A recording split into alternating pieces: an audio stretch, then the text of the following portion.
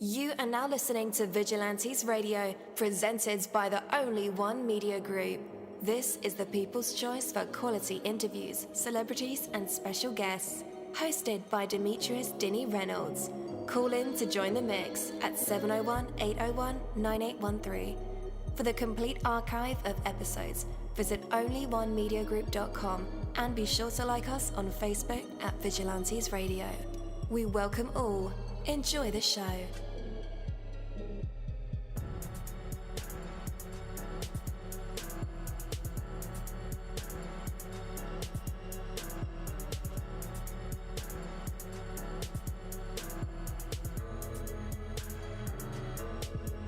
Ladies and gentlemen, please welcome your host, Demetrius Houdini Black Reynolds. Enjoy the show.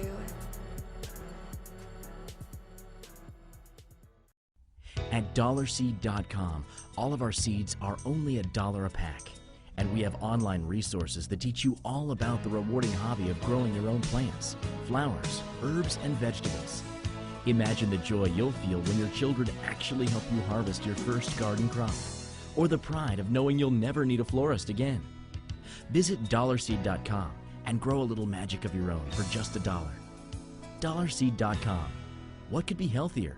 Hey, what is going on, guys? Welcome to another incredible episode of Vigilantes Radio Live right here on iHeartRadio, and I'm your host, Deanie. We have a very special guest for you guys, so you definitely want to stick around for that. And as a matter of fact, text your buddies, family members, or even share it on social media right now and let them know that we are about to dive deep into another interview. Before we bring our guest on, I do want to say today is your lucky day. And you're like, what are you talking about, Deanie? Check it out. So stop whatever you're doing for a moment. Like, briefly set aside whatever you're thinking about and consider this. Today is truly a special day because you are a part of it.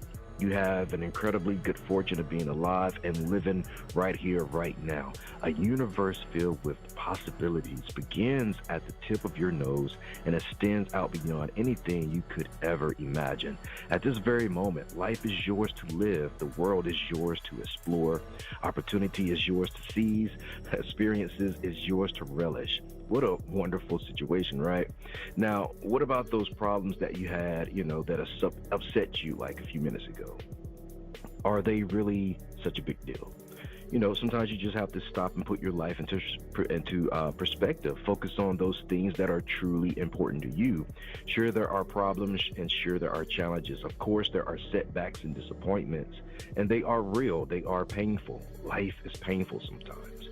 Look at what you have going on for you, though. Think of what it truly means to be you, to be alive and filled with possibilities. That is, sometimes is greater than any difficulty. Today is indeed your lucky day, so keep that in mind as you make the very most of your spectacular good fortune. Take that from me, Coach Deanie. That is my word, and word is bond. Have you struggled budgeting your finances? Don't worry, you're not alone. HumbledBudget.com, that's HumbledBudget.com, is the help and resource you've been searching for. HumbledBudget.com is a personal finance and educational website with a great variety of topics when it comes to budgeting, taxes, investing, and the popular topic of FIRE, financial independence, retire early. HumbledBudget.com has a goal, and that's to help you reach your financial dreams, no matter what your goals are when it comes to finances. It doesn't matter where you start, where you come from, or where you are right now. HumbledBudget.com can help. What are you waiting for? Take that first step to the financial life you've dreamed of and go to HumbledBudget.com. That's HumbledBudget. HumbledBudget.com. All right. Again, welcome to the show. You're listening to VRL. That's Vigilantes Radio Live right here on iHeartRadio. And I'm your host, Deanie. Our interviews are designed to go beyond the music, news, books, art, acting, films, technology, education, entrepreneurship, entertainment, and sometimes even past that thing that we call the ego. Our interviews are designed to go behind the scenes and into the minds of these incredible human beings, the ones who are out there giving it their all for me, for you, and for the world. Welcome to our exclusive interview with Ken. He's a professional trader and founder of his own successful trading education company. So let's go ahead and bring K-Money on. Hello, hello, hello. What's up, man? Welcome to the show. Hey, how's it going? Thanks for having Going me. pretty good, yeah. Welcome, Ken. Man, your journey from psychology to finance is intriguing. Can you tell us more about how you transitioned into trading and what inspired you to start your own business and educating others about trading? So that's actually a pretty interesting and funny story. So, when everyone ends up going to college, it seems like everyone, they know exactly what it is that they want to do. I had trouble because everyone around me, they were like, oh, I want to go into business, I want to go into marketing, computer science, and so on. And for me, I had no clue what I wanted to do. And I actually ended up becoming friends with one of my professors. He was actually a forensic psychiatrist. And he kind of leads me in the direction to work in psychology because he said, everything that you do is great. All your papers that you've written, they're great. Like, I just wish that you speak up more and so on. So he really got me to open up a lot. And I remember in my last year, I had taken like all of his classes and so on. And he goes, you took more than enough classes to make psychology your major. You just need the capstone. So I said, okay, I'll do that. Again, I still didn't know what I wanted to do. And he goes, I think you'd be good working in ABA therapy, working with autistic kids, and so on. So I said, okay, that sounds good. And, again, I didn't know what I wanted to do. So I just wanted to have, like, some sort of direction given to me, and I would just go along with it. But he didn't tell me that after graduating that you needed a master's degree to get an entry-level job or a PhD to make six figures. And at the time, like, I was living at home, and my mom, her company was moving her to Florida. And, I didn't want to go to Florida. So I was like, okay, I need a job. I need to stay up here. My brother, he's 2 years younger than me. So, I felt like I needed to support him because he didn't want to go. And at the time, as I was looking at jobs, I was watching one of my favorite movies at the time, Boiler Room. I don't know if you've ever seen that. But, No. it was this guy living in Queens. He ran an illegal casino out of his apartment, and he had a friend who worked at a brokerage firm, got him in. He made a ton of money, and I was like, oh, like, if these people can do it, make a lot of money, I can do it. And I was interested in the stock market, so I ended up deciding, let me look and see if I can get a job in that industry. So I went on interviews. I landed an interview. They made me a job offer, and I was like, oh, that's too easy. Let me go around and let me see if I can get a better offer somewhere else. So I ended up basically jumping around, doing different interviews until I got one that I really liked. And that's how I got into finance, mostly pure dumb luck. Wow.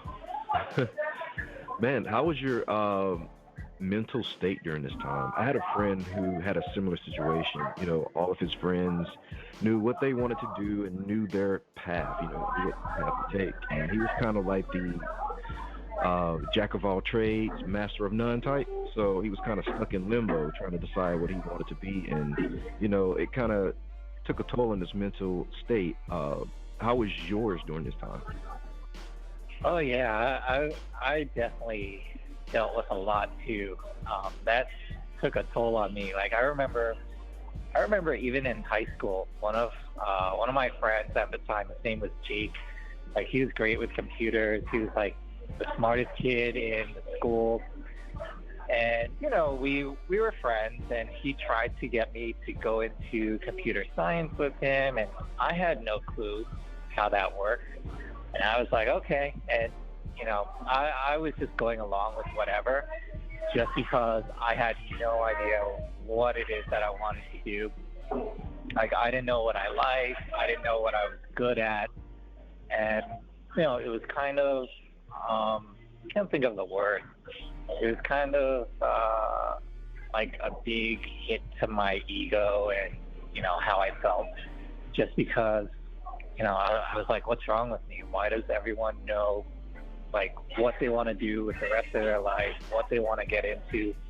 But here I am, like, not knowing, like, not even having any kind of idea of what it is that I want to do, where I'm just willing to jump in on whatever someone points me at. So that was definitely tough. Oh, yeah. All right, so let's start with the nickname K-Money. How did you come to be known as K-Money, and what is the significance for you in your trading career? So, while I was working on Wall Street, one of the favorite companies I worked at, there was this guy, Joe, and he started coming up with nicknames for everyone. And originally, like, they were calling me Jin, short for Jin Tao, because of that movie Rush Hour, because I'm Asian. Like, there was this Asian guy with blonde hair. His name wasn't Jin Tao, but everyone called him Jin Tao for some reason, so they called me Jin. And I hated the nickname. I was like, yeah, that's stupid. And then one of my coworkers, Ron, he would call me Money, or he would call me K-Tilly, and then it basically formed into K-Money, and then everyone just started calling me K-Money, which is kind of funny too, because when I was younger, like a lot of people that I was friends with, they always thought money came easy to me, because if I ever needed it, I always had it, or if they needed it and they asked me, I always had it. So everyone would always call me Mr. Money Man when I was younger. So, the name just kind of stuck, and as I left Wall Street, like, I still remained friends with a lot of them. They still kept calling me K-Money, and it just stuck with me. Yeah. So I saw the K in the dollar sign, and I was like, maybe this is an artist and rapper, or this is someone who can attract money. It's just something about words that has power behind them, and that was the first two thoughts I had. And sure enough, you're someone who knows how to attract money. Ken, Yeah. Trading is often associated with mathematical skills. As someone with a degree in psychology, do you find it necessary to have a strong math background to excel as a trader, or are there other qualities that play a more significant role? So I don't think math is that important. I'm okay with math, but like when it came to a lot of it, I actually kind of struggled with math, and when it comes to learning, I always like to know the ins and outs of everything. But with math, I don't know. It just never really clicked with me.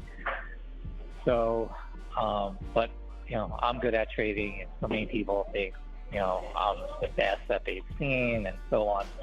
But I don't think you necessarily have to be good at trading. I know a lot of people who are good at it who have horrible math skills as well. But math does make trading a lot easier. A lot of people that I end up teaching, they always notice that I'll do certain things, and they ask me why. And I think that math can play an important role, because it can make you creative in terms of trading, and you can kind of create these little loopholes and little shortcuts that help you a lot. And I feel like math, even though I'm not good at it, it does play a pretty important role when it does come to my trading. Yeah. So, man, when did you decide to put on your entrepreneur hat? So I left the industry about a year after the subprime meltdown, and my best friend at the time, her name was Nadia. We became friends during that time when I was leaving Wall Street, and I didn't know what I wanted to do, but I was burnt out from Wall Street. I just knew I didn't want to do it anymore. And I actually ended up doing nothing. I was hanging out with her all the time, and she was like, you need to get a job. You can't just come hang out with me all the time, go to a restaurant, shop, go to the gym. And I was like, why not? And she was like, oh, you need a job. You need to be around other people and so on. So I started doing like business consulting because while I was working on Wall Street, I was trading and I was kind of getting into mergers and acquisitions. So I was like, oh, I can use mergers and acquisitions to do business consulting. So I was doing that for a little bit. And then I actually joined the National Guard at some point because I was like, yeah, I really have no idea what I wanted to do. I feel like I want to learn something different and so on. And while I was in the National Guard, I actually ended up hurting myself. So they were like, okay, you need to get out. And I was like, shit, okay, now I need to figure something else out.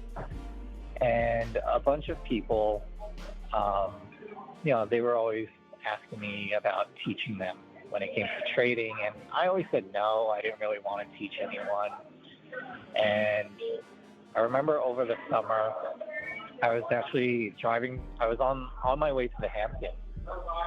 And my friend was driving, so I was on my phone and I was on Facebook. And I was browsing like these little stock trading groups. And, I posted, I go, oh, if anyone has questions, I'll answer them. I'm a professional trader, this and that. So anyone who wants to ask questions, feel free, and I'll answer. So I did that across a bunch of different groups. And so many people started messaging me and so on. So I was answering everyone. And the people who ran the groups, they started getting pissed off because they thought I was trying to steal members. And, they started like kicking me out of their groups. And people started messaging me and they're like, oh, you should start your own group. So I started a Facebook group. And, it started with like 8 people. And then after a couple of weeks, it was like 30 people. And then it just kept growing and growing. And everyone kept asking me, they're like, why don't you create like some sort of subscription? Like I'd be willing to pay for something like that. And I was like, no, I really don't want to. I'm just doing this for fun. And then I just kept getting dozens of people who kept asking me.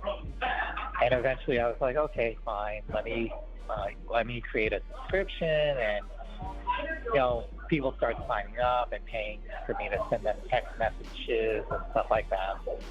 And then it just kept growing because when people kept seeing how successful I was and how everyone else was talking about it, they're like, oh, why don't you teach? And no, I really didn't want to teach because I didn't want to dedicate the time to it. Mm-hmm. And there was actually this guy, Roy, he actually passed away earlier this year. At one point when I first started everything years ago, he actually lied to his wife saying he had to come up to New York for work stuff, but he actually came up here to convince me to teach him. And, I felt bad because I turned him down. I said no. And eventually I did end up teaching him, and, he convinced me to teach other people. So it just grew mostly because of the demand for it. Yeah. But at the same time, you're also trading and, you're the brains behind your business. How do you balance those two? That's difficult. Lots of caffeine. It really does end up being tough running a business because for me, I've always been hands-on with everything, and I always like to take control, be involved in everything.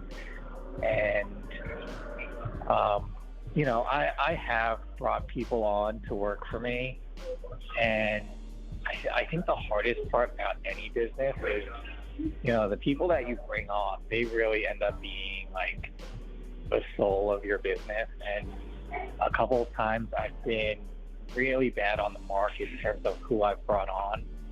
And, I've taught them, took them under my wing, taught them everything I know. And then they would end up leaving and create a competing business, which was always hard on me because, I really enjoy what I like doing. So when I see people who do stuff like that, it really makes me sometimes not want to do what I do because with the business, I really don't even need to run the business. And the only reason why I actually have the business is because there's so many people who appreciate it, and I feel like a lot of people actually count on me for it. Mm-hmm. Absolutely.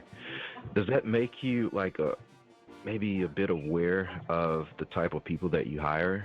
Like, you have some people who are good at, entrepreneur things, and you have others who are good at actually taking direction, and, giving initiatives and taking ownership of that. In your interview process, do you kind of look out for things like that? Mm. So, sometimes I look at things like that. What I really like about who I take on is I like people who are open-minded and they're eager to learn. Like people who are willing to admit like they can be wrong, and they're willing to accept defeat sometimes. I think those are the best people to have under your wing, because a lot of times you get people who have such big egos where they always feel like they're right, and they end up being hard-headed. So a lot of times I always joke, and I always say, I kind of feel like I'm almost like Yoda teaching Jedis, and I'm just waiting for that Darth Vader to come out and turn on me, which always ends up being something that I think about. Absolutely. So there are a lot of websites, platforms, YouTube videos, TikTok videos that claim to teach trading. What is your perspective on these resources? I always hate those things. Like I see them all the time, and I actually always joke about them because, most of the people out there, they're just regular people, and they're people who have never worked in the industry, who think they found a niche, and they kind of peddle it off to people just because of good marketing. Like I don't know if you saw there was this guy Jeff Bishop, who owned this company called Raging Bull, and I remember, I think it was like 2 years ago, he had a commercial during Super Bowl and everything like that. He just really blew up and became really famous. And, it's people like him who, they just know how to market themselves really good, but don't really know what they're doing. And, it just really bothers me, because most people like me who have worked in the industry, we usually end up keeping it to ourselves.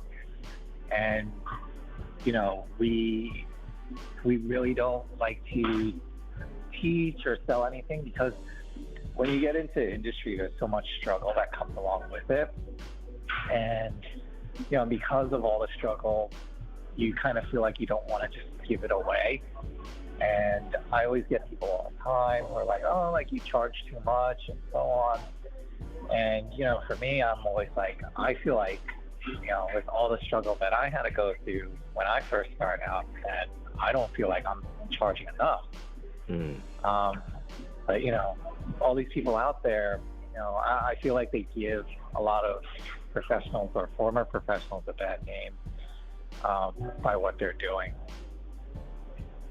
Yeah. So tell us about your approach to education and teaching trading skills. What makes your program different? Well, I mean, I think a big thing that's different is, I actually worked in the industry. So, again, you don't really get too many people who came from the industry who actually go off and teach.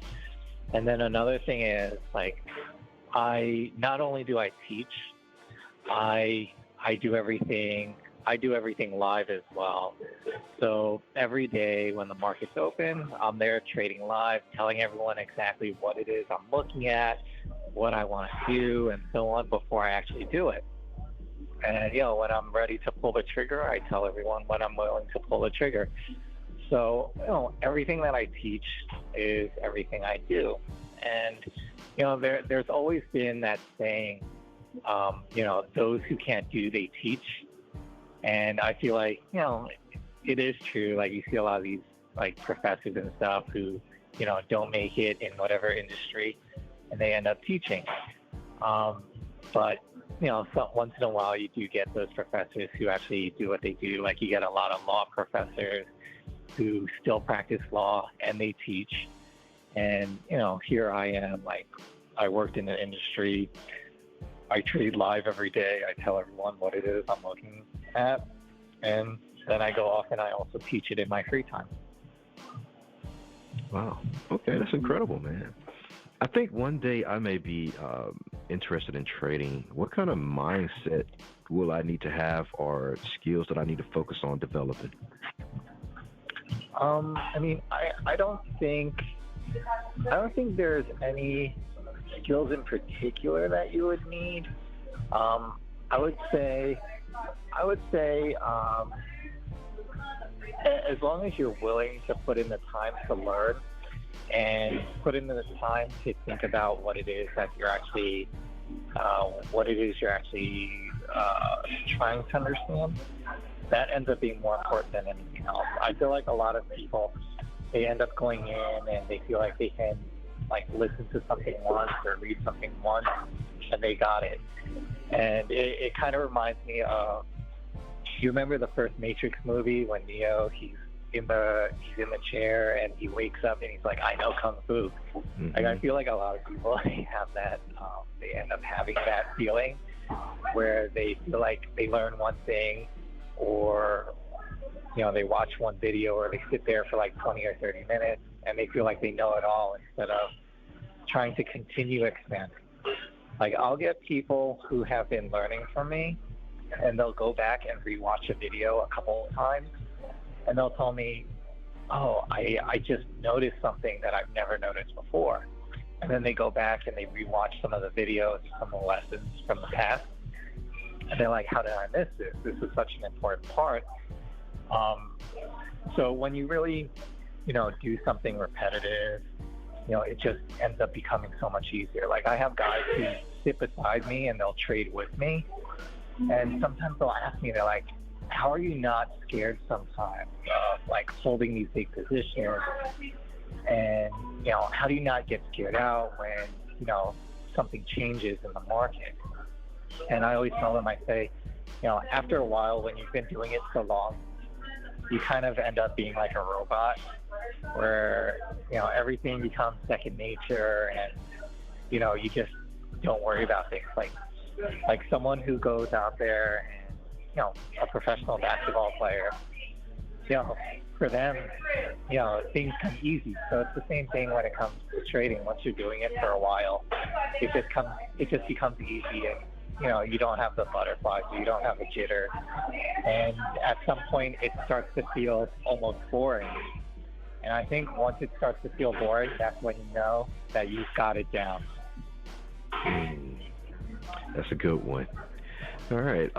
As we conclude the interview, are there any final words of wisdom or advice that you would like to share with our audience that, may be interested in exploring the world of trading one day or even working with you? Yeah, I would say jump on as soon as possible. A lot of people, what they end up doing is they try to do everything on their own, or they go with the cheapest alternative that they could find. And usually that ends up being the worst way, and they end up getting backed into a corner because they lost so much money, or they spent so much money jumping around from place to place rather than going to their top choice first. So I always tell people, if you're in a good position and you have that top choice, whether it be me or someone else, go straight for it and jump on it right away. Absolutely. Where can people connect with you online? So my website is ken-aka-kmoney.com. All right. And guys, just in case you need that link, I will have it in the description of this episode and in the show notes. So all you guys have to do is just click the link and connect. Well, K-Money, Mr. Ken, thank you so much for being our special guest this evening. It was truly an honor. All right. Thank you for having me. All right. Take care. All right. Have a good one. Bye. Thank you my Vigilantes family, as always, for checking out my podcast over here at Vigilantes Radio Live. All episodes are available for free download, and you can grab it from either Spreaker.com/Only One Media Group, Spotify, Castbox, iHeartRadio, iTunes, YouTube, the app Podcast Addict, or over at our website, which again is onlyonemediagroup.com, and that goes for every single show that we've ever aired. If you like to request some music or send something for me to play, email it to vradio@onlyonemediagroup.com. That is V as in Victor. And here's my disclaimer: we are genre free, we do not judge, and we absolutely do not base our opinions on hearsay but facts alone. And actually, scratch all of that, because all of my opinions are always right. That's the bottom line. This is my show, so deal with it. Just kidding. On behalf of myself, Denny, I appreciate all you guys for tuning in, either afterwards or live with us. Spread the word, because sharing is caring. We stepped up our game just for you guys and our guests to make sure that you have the best experience here on our show. Be sure to connect with me on Facebook, Twitter, Instagram, Tumblr, Snapchat, TikTok, at all social media sites, as well as Spreaker, YouTube. We always follow back. Okay, well, just remember to put yourself into everything that you do and never stop investing in yourself. Peace, love, grilled cheese, and talk with you later.